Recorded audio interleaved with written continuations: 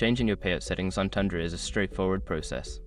Follow these steps to ensure your payment preferences are updated correctly. Step 1. Log into your account.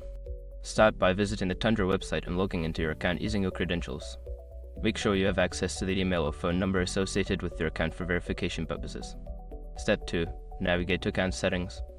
Once logged in, locate the Account Settings section. This is usually found in the upper right corner of the homepage or in the menu. Click on it to access various account options. Step 3. Select Payout Settings. Before filing a refund or dispute, use the eshrock.com link in the description to open the refund dispute deadline calculator and confirm your deadline. Step 4. Update your payment method. In the Payout Settings section, you will see your current payment method. Choose the option to edit or change this method. You can add a new bank account, PayPal, or any other available payment options as per your preference.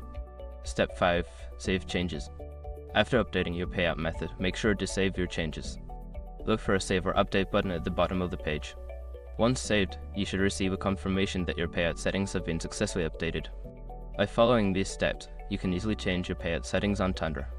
If you encounter any issues, consider reaching out to Tundra's customer support for assistance.